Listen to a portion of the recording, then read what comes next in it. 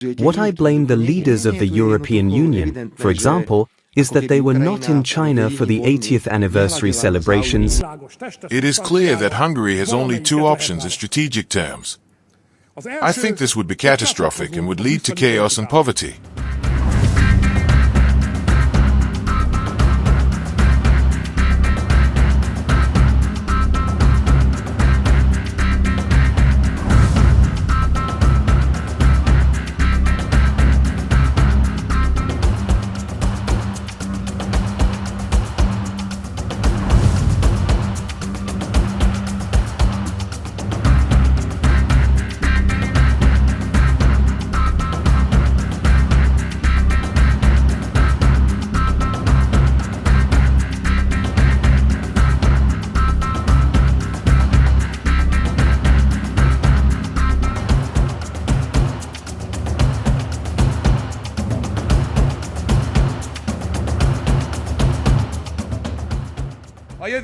The future Hungary will be a stable, predictable, peaceful country, a place where there is no need to fear either war or uncertainty, where there is no need to fear tomorrow.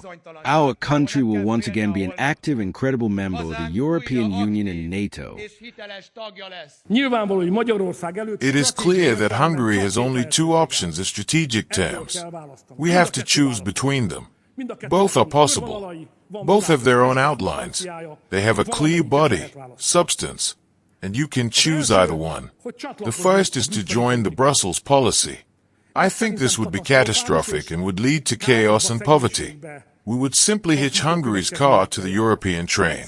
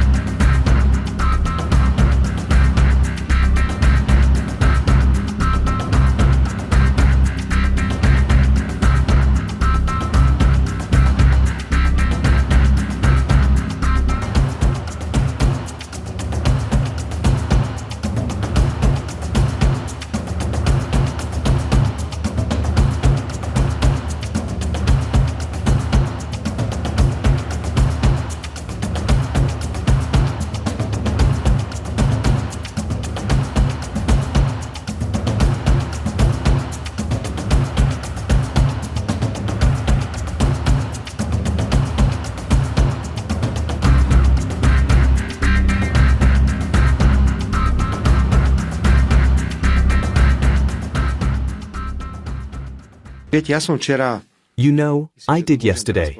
I think I can say this now. He didn't want to create a tense atmosphere at the meeting, although I could have reacted more harshly to some things. But I said what I needed to say to Zelensky between four eyes, and I wanted us, in terms of that output in relation to the public, to give the public some image that there is an interest in good neighborly relations, which there is. But there are things where, simply, if it happens again, we will protest very strongly. For example, we did not understand each other at all on the subject of attacks on oil infrastructure on the territory of the Russian Federation. Zelensky has repeatedly said that if Russia is attacking energy infrastructure in Ukraine, then he has the right to attack energy infrastructure in Russia, and I am responding to that. But it's hurting us. Can't protect your own national interests by harming others? It just can't. No. Here, it is simply evident that it is as if Ukraine is not looking out for the interests of other states in waging war. What I blame the leaders of the European Union, for example, is that they were not in China for the 80th anniversary celebrations. There was an incredible opportunity to talk. If we don't talk to each other and stick our heads in the sand, we're just going to deepen the crisis. And in fact that Europe has sort of isolated itself. Do you know what the most terrible thing is?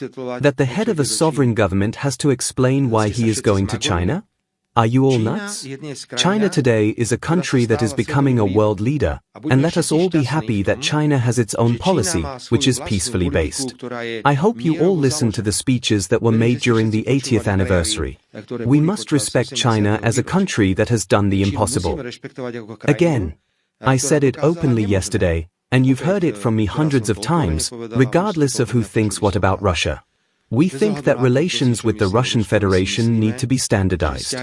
I also reject the Iron Curtain that is being created between Europe and the Russian Federation. So we have a constructive approach towards the Russian Federation, and we are interested in getting things off the ground as quickly as possible after the end of the war. And let's be honest, Mr. Editor, do you think those Western companies all left Russia after they left Russia? Not true at all. They shout all sorts of moral appeals at home, and their companies continue to operate in Russia. You think the West doesn't take LNG from Russia? After all, Russia is Europe's second largest importer of liquefied natural gas. You know, moral appeals are one thing, but hard business is another. I told him that the fact that we talked about Ukraine not being a NATO member state was because we believed from the very beginning that if Ukraine was not in NATO, that would be the first precondition for ending the war. If we continue to play with the theme that Ukraine will be in NATO, the conflict will never end, because this is one of the reasons for NATO enlargement, and the fact is that Russia has been deceived, literally has been deceived, in relation to NATO enlargement in the past. I am delighted that safeguards are being negotiated. Let us just remember that we need to negotiate security guarantees for Ukraine, but we also need to negotiate security guarantees for Russia. That should be one package. We cannot just create one party now, for example, Russia or Ukraine. It has to go along with what the world will look like when the war is over. We believe that this war will end very quickly, although it does not look like it at the moment. Security guarantees. Mr. Editor, I got this question yesterday from President Zelensky. I answered very clearly. The Slovak Republic will not put any troops, any soldiers, on the territory of Ukraine.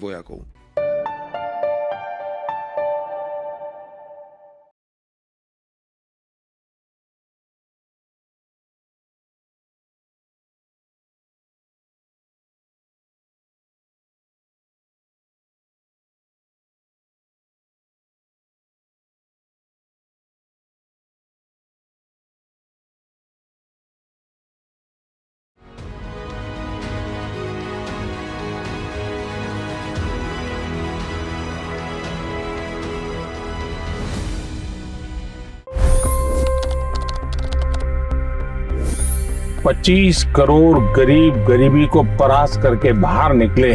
For the good of our nation, let's work together and let's truly make America great again. The fastest news breaks. Requested PM saying that look, you will have to speak to Putin and to Zelensky. The biggest news makers. The relationship with India is probably the most important bilateral relationship the U.S. will have for the rest of this century. The capital delivered quite an election result today. Expert analysis. The million-dollar question today is how to stop this dance of death. Ground reports. I'm standing at the crossroad of the Kumbh Mela. Behind me are more than 100 entry ghats. Long-form interviews. Exclusionary politics is reflected in Manipur case as well. You don't bother because this is a small state. Deep dive into burning issues. It's often said DRC could be the richest country in the whole world. It's because of what sits underneath. Why exactly did the US topple the Sheikh Hasina government? HT videos. We don't just break news, we break it down.